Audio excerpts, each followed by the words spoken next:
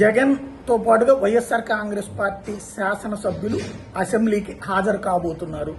అది భయపడని తెలుగుదేశం జనసేన వాళ్ళ అనుకూల పత్రికలు మీడియా రాయడం ఒక ఎత్తైతే, అదే సందర్భంలో ప్రజా కోరికను తీరుస్తున్నామని వైఎస్ఆర్ కాంగ్రెస్ పార్టీ ఎవరి వాదన ఏంటనేది పక్కన పెడితే ఓవరాల్ గా అసెంబ్లీకి అటెండ్ అవుతున్నది వైఎస్ఆర్ కాంగ్రెస్ పార్టీ ప్రతిపక్ష పాత్రలో. అయితే ప్రతిపక్ష హోదా రాల, కానీ ప్రతిపక్ష పాత్ర.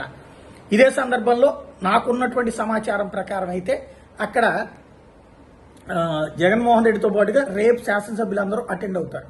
అయిన తర్వాత గవర్నర్ స్పీచ్ అయిపోయాక ప్రతిపక్ష స్థానం తమకి ఇవ్వని చెప్పేసి కోరతాడు జగన్మోహన్ రెడ్డి. ఎందుకని?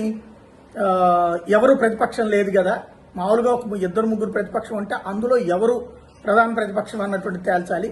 కానీ మూడు పక్షాలు ఎవరెవరైతే గెలిచిన వాళ్ళలో 4 పక్షాలు Telugu Desam, Janasena, Bharatiya Janata party, YSR Congress party. Telugu Desam, Janasena, Bharatiya Janata party already కూటమిగా ఉన్నాయి కాబట్టి ఇక మేమొక్కడమే మిగిలి ఉన్నాం కాబట్టి ప్రతిపక్ష పాత్ర మాకు ఇవ్వండి అని అడగబోతున్నారు.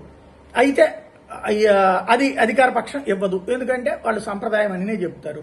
కాబట్టి ఇక్కడ డెసిషన్ తీసుకునేది వాళ్ళు ఆ సమయంలో ప్రవర్తించిన తీరును బట్టి జగన్ శాశ్వత బాయ్కాట్ అని ప్రకటిస్తారా, ఎమ్మెల్యేల వరకు వెళ్ళనిస్తారా, లేకపోతే టోటల్గా వైఎస్ఆర్ కాంగ్రెస్ పార్టీ రాదని చెప్తారా అన్నటువంటిది రేపు ఆధారపడి ఉంటుంది. తెలుగుదేశం, జనసేన, భారతీయ జనతా పార్టీ రేపు కవ్విస్తే జగన్ని శాశ్వతంగా రాకుండా చేయాలని చూస్తే, అదే సందర్భంలో వీళ్ళ వైఎస్ఆర్ కాంగ్రెస్ పార్టీ ఎమ్మెల్యేలు అయితే జగన్ కూడా అటెండ్ కావాలి, అందరం కూడా అటెండ్ అవుదాం అనేటువంటి ఫీలింగ్ లో ఉన్నారు.